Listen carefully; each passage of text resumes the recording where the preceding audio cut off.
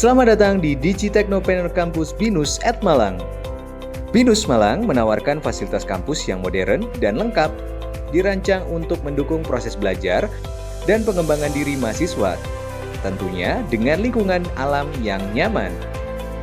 Di sini, mahasiswa tidak hanya belajar, tetapi juga mengembangkan potensi melalui berbagai kegiatan dan komunitas.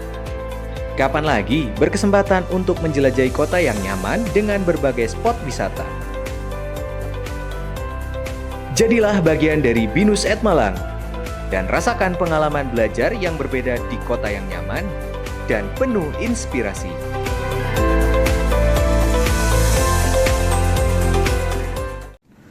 Assalamualaikum warahmatullahi wabarakatuh. Perkenalkan, nama saya Miranti Nurul Huda. Saya dosen dari Program Studi Desain Komunikasi Visual Bina Nusantara University, Kampus Kota Malang. Pada kesempatan kali ini, saya ingin menyampaikan terkait mata kuliah yang saya ampu yang sesuai dengan bidang keilmuan saya, yaitu Material and Color in Visual Design. Mata kuliah ini ditujukan untuk mahasiswa tingkat pertama atau semester pertama di program studi Desain Komunikasi Visual. Mata kuliah ini memiliki bobot 4 SKS yang diselenggarakan dalam 13 week pertemuan atau 26 sesi pertemuan perkuliahan dengan 2 week pembelajaran melalui forum GSLC atau Guided Self-Learning Class, yaitu menggunakan forum di LMS BINUS Maya. Di mata kuliah ini, mahasiswa akan diasah kepekaannya terhadap elemen desain maupun beberapa hal terkait sense of design. Kemudian mereka akan mengerjakan beberapa proyek eksplorasi untuk mengasah kepekaan mahasiswa kepada dunia desain. Mata kuliah ini membahas terkait konsep dasar desain, yaitu mempelajari bagaimana elemen desain yang sesuai dan memperkuat dan membantu desainer dalam merancang karya desain yang sesuai dengan kebutuhan. Tidak hanya itu, mata kuliah ini juga membahas bagaimana kombinasi dan warna material digunakan untuk dapat merubah persepsi seseorang dalam melihat karya desain. Pada akhir mata kuliah, mahasiswa akan membuat sebuah proyek berkelompok yang akan menjadi implementasi apa yang telah mereka pelajari selama perkuliahan dalam bentuk karya nyata. Capaian pembelajaran lulusan atau CPL yang diukur dalam mata kuliah ini adalah CPL 3, yaitu tertuang dalam RPS dan divalidasi oleh Ketua Program Studi dan Gugus Pengendali Mutu. Setelah berhasil menyelesaikan mata kuliah ini, mahasiswa akan mampu mencapai 4 capaian CPMK, yaitu CPMK yang pertama, mengidentifikasi elemen dan prinsip dasar dalam seni dan desain. CPMK 2 mengidentifikasi warna, sistem, serta kombinasi warna standar. CPMK 3 mempraktikkan komposisi visual dan warna berdasarkan lingkungan atau sensasi tertentu. Dan CPMK 4 yaitu menghasilkan proyek visual menggunakan teori warna dan elemen desain. Learning strategies yang digunakan atau diterapkan dalam pengajaran ini dalam bentuk project work, brainstorming, lecture, individual exercise, observation, dan eksperimen. Model pembelajaran menggunakan metode flipped class sehingga pusat kelas tidak hanya di dosen namun juga di mahasiswa. Sehingga mahasiswa dengan mudah melakukan eksplorasi ide dan eksperimental desain dengan dipandu oleh dosen pengampu mata kuliah. Sedangkan untuk metode ujian, mata kuliah ini menggunakan ujian project based exam yang memberikan mahasiswa cukup waktu untuk develop karya yang digagas. Ada 2 buku referensi yang dipakai dalam pembelajaran, yaitu buku dari Judith Wild dan Richard Wild yang berjudul The Process, A New Foundation in Art and Design, dan buku kedua dari Eddie Opara dan John Caldwell yang berjudul Color Works. Selain 2 textbook tersebut, mahasiswa juga dapat mendapatkan beberapa supporting materials yang relevan di setiap sesi dan topik yang dibahas yang bisa diakses secara mandiri di LMS BINUS Maya mahasiswa. Selamat sore semuanya. Sore. Gimana kabarnya? Baik. Lapar? Ya. Lumayan. Nanti kita habis ini makan ya. Oke. Kita hari ini pertemuan kedua, teman-teman. Kalau di minggu kemarin, kita pertemuan pertama, kita sudah pengenalan dengan mata kuliah ini. Ada yang masih ingat? Mata kuliah apa kita? MCV. Nah, siap. Minggu kemarin kita sudah belajar tentang color theory. Ada yang masih ingat kita belajar color theory tentang apa kemarin? Warna. Apa tuh? Lebih tepatnya apa, teman-teman? Oke, pembagian warna berdasarkan kelompok warna primer, sekunder, dan tersier. Oke, nah hari ini kita akan belajar tentang visual introduction. Jadi kalau kemarin kita udah belajar warnanya, hari ini kita mempelajari visual elemennya. Nah, ada dua hal yang akan kita pelajari di hari ini. Yang pertama visual attention dan kedua adalah element of visual. Lanjut. Nah, ada 3 simbol di sini. Ini ikon, indeks, atau simbol?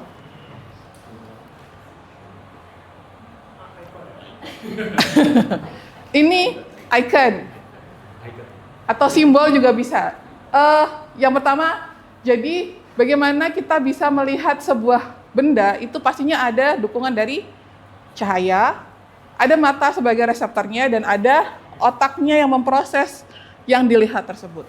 Kata kuncinya adalah di otak. Jadi cahaya yang sama, mata yang sama, sama-sama mata manusia gitu ya.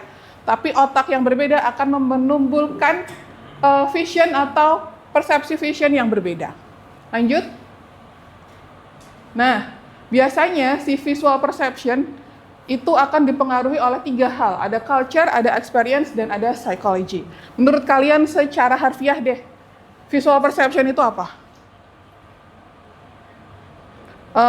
Dalam bahasa visual perception kan berarti persepsi visual. Persepsi itu apa? Pemahaman. Sudut pandang. Perspektif. Nah, sama. Good. Jadi, persepsi itu adalah sudut pandang cara manusia satu sama lain mengartikan apa yang sedang dia lihat. Bendanya sama, tapi bisa jadi persepsinya berbeda. Contohnya gimana? Contohnya, mungkin yang kalian sering lihat di kedukaan gitu ya. Ada beberapa yang percaya bahwa duka itu selalu bernuansa hitam. Tapi ada juga yang di daerah lain atau di culture yang lain berpendapat bahwa duka itu harusnya warnanya putih. Nah, itu adalah salah satu hal bagaimana persepsi itu akan berbeda karena dukungan culture. Sekarang contoh yang kedua, experience. Bendanya sama, tapi experience-nya berbeda, maka menimbulkan persepsi yang berbeda. Apa contohnya? Ada yang pernah punya trauma? Gimana ya, Bu? Trauma dengan sesuatu misalnya. Mungkin dulu pas kecil pernah dikejar anjing. Experience. Jadi kalau lihat anjing ke-trigger. Oh, aku takut sama anjing karena dulu pernah dikejar sama anjing.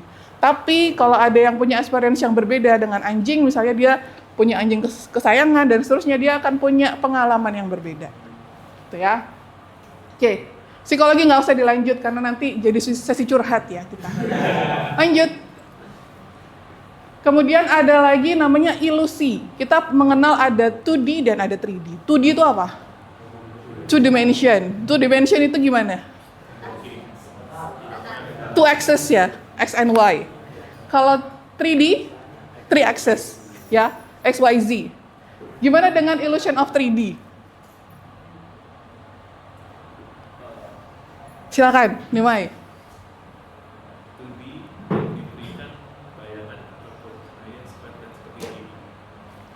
Oke, ada efek pencahayaan di sana. Ada ilusinya yang dibangun dari cahaya yang ditimbulkan. Jadi X and Y-nya ada real, tapi kedalamannya, Z-nya itu, dia akan dibantu dengan ilusi dari pencahayaan. Nice. Lanjut. Castle or arrow? Or mountains? Mountains. Castle or arrow? Mana yang lebih depan? Castle. Yang belakang? Arrow. Arrow atau mountains? Mountains. Nah, ini juga salah satu gimana visual perception itu dibangun dari visual attention. Apa yang paling kalian perhatikan pertama itu akan menjadi visual perception kalian. Karena kalian mahasiswa desain kan kalian sudah mulai paham ya perspektif, warna. Jadi kalau kalian mendefinisikan gambar ini, yang di depan adalah yang paling gelap. Kalau ke belakang dia warnanya makin memudar. Next. Nah, visual elements, kita masuk ke ingredients paling mendasar dari sebuah desain. Point, artinya titik, line, shape, space, dan seterusnya. Dan prinsipal itu adalah recipes-nya. Jadi, kalau saya boleh analogikan teman-teman, kalian anggaplah seorang koki designer. Jadi, bahan baku yang akan kalian masak itu namanya points, line, shape, dan seterusnya. Itu bahan bakunya. Katakan berarti itu analoginya dia wortel, kentang, bawang, dan seterusnya. Si principles itu resepnya. Gimana cara kalian meramu beberapa bahan tadi jadi sebuah masakan. Prinsip yang berbeda akan menimbulkan atau menciptakan masakan yang berbeda. Gitu ya. Kalau kalian pakai prinsip scale and proportion, kalian akan mendapatkan desain yang sesuai dengan si resep tersebut dan seterusnya. Lanjut. Nah, ini contoh dari tadi, recipes tadi. Shapes and value, dapatnya balance, dan seterusnya. Itu ya. Kira-kira kalau di sini, ritmenya itu kelihatan dari apa sih, teman-teman? Kan ada scale, ada motion, tapi kemudian dia memunculkan rhythm. Rhythmnya itu kelihatan dari mana? Dari jarak. Jarak antar bola. Dari ukuran, scale. Oke. Ritmenya kelihatan dari mana? Dari warna? Oke, boleh. Dari urutannya, dari arahnya, teman-teman. Ya, arahnya yang seperti ini, maka ritmenya analoginya, asosiasinya lurus gitu ya, tajam. Tapi kalau coba bayangkan, tetap ada scale, tetap ada motion, tapi kita mengarrange-nya tidak dalam satu formasi lurus. Misalnya berliuk-liuk, dan seterusnya, itu akan muncul rhythm yang berbeda di desainnya. Lanjut. Nah, waktunya untuk kuis, teman-teman. Sebelum ke kuis, ada pertanyaan nggak? Ada yang kalian kurang pahami? Aman? Oke. Kuisnya pakai Kahoot, teman-teman. Kalian boleh langsung masuk ke kahoot.it atau nanti saya share. Nah, ada. Kita share ininya ya. QR-nya.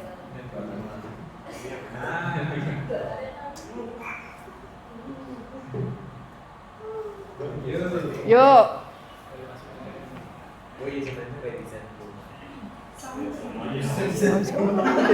Semuanya ya, semuanya itu. Bisa masuk nggak? Oke. Silakan pakai nama kalian. Flan maka? Oke, Valen, Patara, bukan Nimai, oke. Lanjut. Nevan. Satu lagi nanti aku Nimai.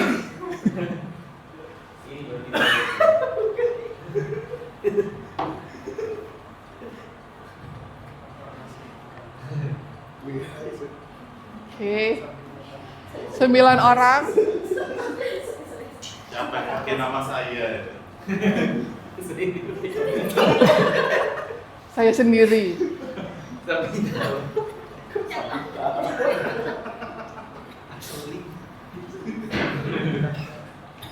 Ada lagi yang bergabung? Sudah? Sudah? Oke, kita... Oh, belum. Siapa belum? Ada. Samping nama. Oke. Sudah? Kita mulai ya. Siap-siap. Pertanyaan pertama. bentuk komunikasi visual yang memanfaatkan elemen grafis untuk menyampaikan informasi secara efektif. Bentuk komunikasi visual.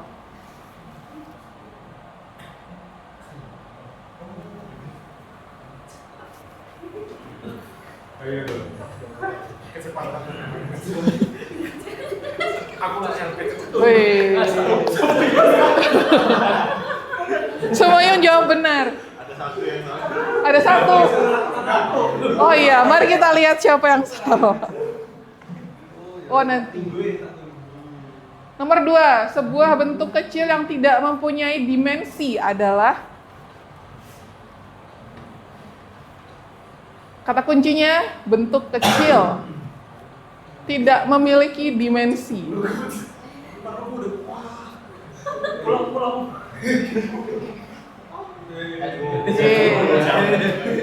Titik ya, karena garis pun dia punya dimensi, paling tidak dimensi panjang. Ketiga, gabungan beberapa unsur titik yang saling sejajar membentuk suatu atau satu kesatuan disebut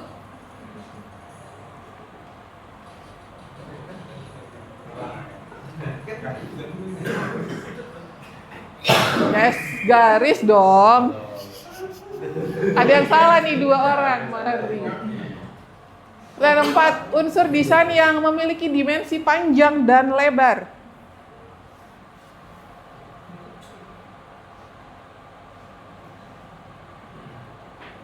Cepat nih kayaknya kalau ini ya. Nah, nice. Mungkin nomor 5, unsur yang dapat menimbulkan kepekaan terhadap penglihatan.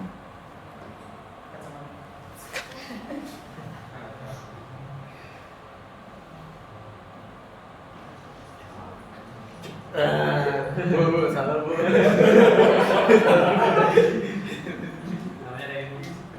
Sudah? Warna dong. Kepekaan terhadap penglihatan. Kalau nggak ada warnanya, gimana? Teknik dan seni mengatur huruf bernama gradasi.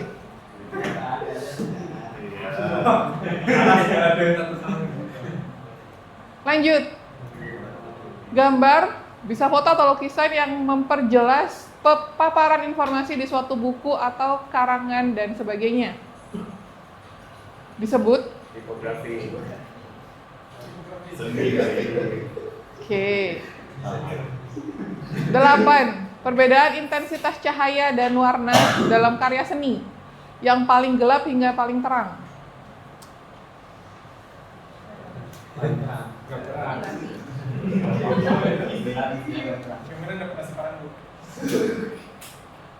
Sembilan, visualisasi dari permukaan suatu objek yang dapat dinilai dengan cara dilihat dan diraba.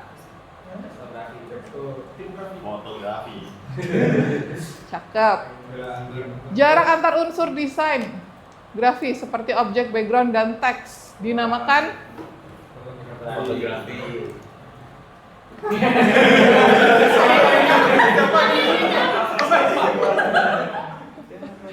Ayo, mari kita lihat hasilnya. Mana?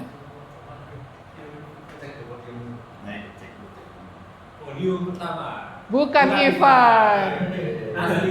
Yang kedua Nevan. Yang ketiga asli ini Reddy. Selamat, berarti nomor pertama adalah Ivan. Dapat. Jadi lagi yang mana? Gua asli ini lagi. Samping nama siapa berarti? Asli ini lagi.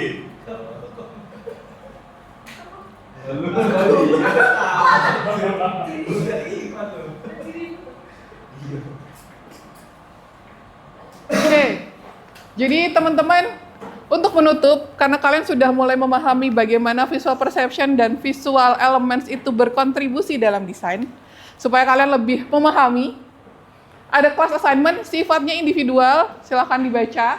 Jadi cobalah cari satu poster yang di dalamnya ada visual elements, ada ruang, ada titik, ada tipografi dan seterusnya yang kalian ulas atau kalian berikan pendapat kalian tentang pemilihan visual elements di dalam poster tersebut.